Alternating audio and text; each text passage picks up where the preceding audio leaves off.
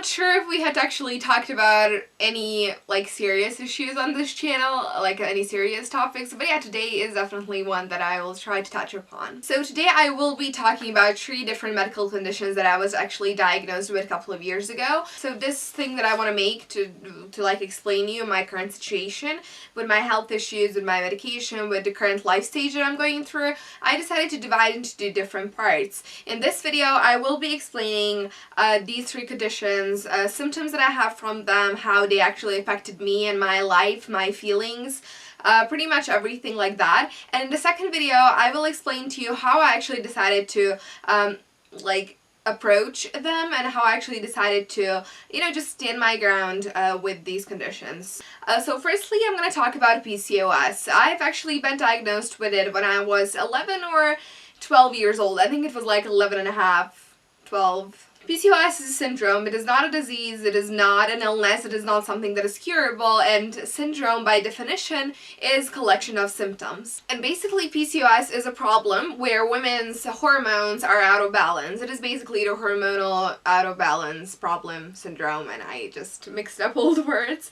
Basically the main symptoms that PCOS has is acne, being overweight, having excess facial hair, irregular periods, and there are many different symptoms as well, but basically these ones that I've listed is the ones that I have had. When I was around 11 years old, when I actually kind of started getting into puberty, I started getting horrible acne around my body. It wasn't just around my face, it was around my chest, around my back, arms, legs, just horrible acne everywhere. And we would go over and visit one dermatologist, other dermatologists. Like my mom, like literally thought about every possible way to get that acne off of me, because it wasn't just a regular normal teenage acne. And people would actually stop us in the middle of the streets when we would go out somewhere and ask us, okay, why didn't you try, I don't know, this cream or that soap or this soap? Like they would like suggest some things for us, and like even unknown people, that's how bad it was. Once we went to one dermatologist, an awesome lady, who actually told my mom, like, okay, why didn't you take your daughter to gynecologist?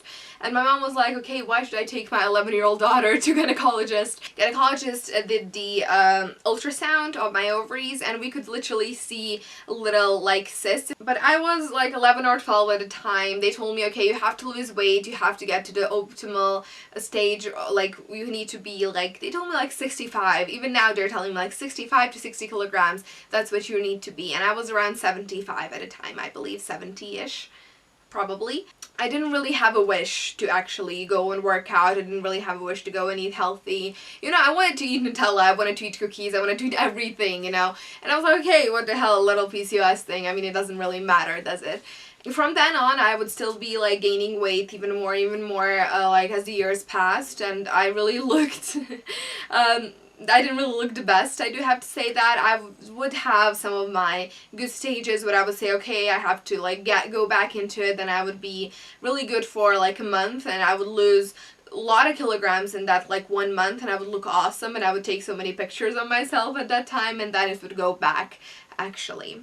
So PCOS is not harmful, it is not, I mean, it is not by itself. If PCOS is there by itself, it can't actually harm you in any way, but it can actually develop into diabetes, into insulin resistance, into heart diseases. It can actually go on into many different things if you don't treat it. I was on them for a couple of years, then they would take me off of them, they would put me on the pills again, and now like I decided not to ever like go to that point to actually take those pills, like as I have like a bit more experience with them, and as I have a bit more experience with all these other medication, I feel like I never actually want to be put on contraceptive pills again, just because they didn't really have the best effect on my psyche, on my like on how I acted. They really made my mood changes really worse, which was bad. Beginning of 2015 or 2014, I was diagnosed with insulin resistance, and I did have a lot of symptoms of insulin resistance as well. And one of the major ones that I really want to touch upon with you is a constant hunger. So what actually happens whenever you eat,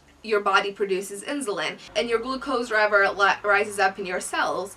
And usually with like a person who doesn't have this, cells do absorb insulin, so the glucose level can go down. When you have insulin resistance, your cells won't take they're resistant to the insulin, they won't take any insulin, and but your pancreas won't understand that, and then it will make even more. So you basically have a body full of insulin and full of glucose, and because you have higher level of glucose, your body won't know what to do with that excess energy, so it will turn it into fat cells and store it for later, thus you get fatter with that. For some reason, from all of that, you have a constant hunger. I remember myself constantly like eating, but not being able to eat, I wasn't able to satisfy myself basically. So I would eat, I don't know, I would eat a burger and I would wait like for 5 minutes. I would eat the whole pizza and I would wait for 5 minutes more and I would still be hungry.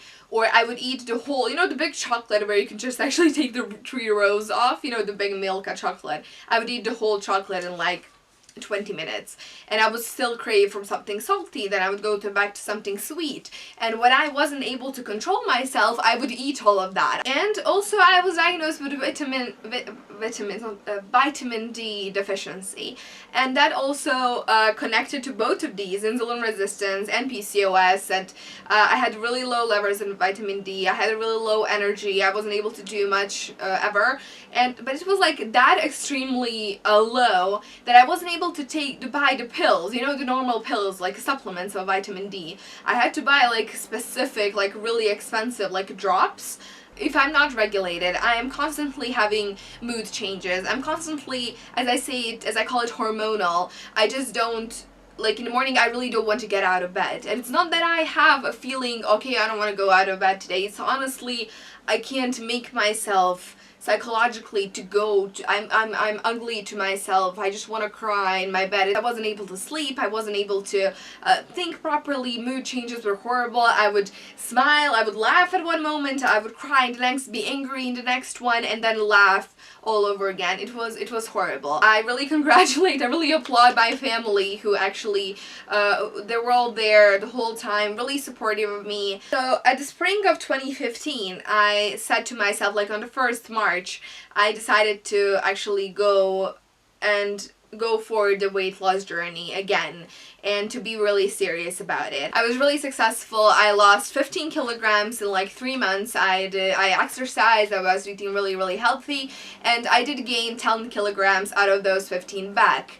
And currently I'm at a stage of my life where so many awesome things are happening for me, when so many great things are happening to me in the future, and I really want to look good for them. So in the next video that I will make for you, in the part 2, I will tell you how I wanted to actually approach the weight loss journey again. I'm going to tell you about this previous weight loss journey that I had and how I lost these kilograms, why I gained them back, what is my current position actually. I really did want to share with you my PCOS, insulin resistance, and vitamin D deficiency story. I had like a lot of notes, and I know that I didn't medically like explain all of these things well, because of course I didn't know all of these things like especially well. I just know what I read on the internet, what I watched on YouTube, and as for that, I'm going to leave some links which have explained me all of these conditions really well, and I really urge you to check them out, because even if you don't have any of these, maybe if you have never encountered them ever in your life, you don't know if you're gonna meet someone who you love, who you really do care about, who might have some of these symptoms.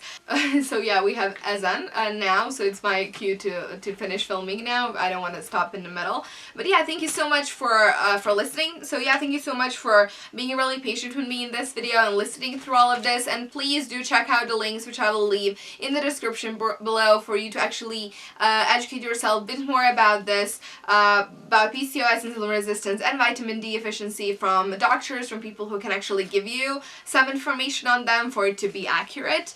And yeah, stay tuned for my next video, which I'm going to film immediately after this, about how I'm going to approach my weight loss journey this time, and what are my goals, what are my wishes, what is my motivation actually, and yeah, all of that. So thank you so much for watching. I'm gonna see you next time in the next video pretty soon. Bye!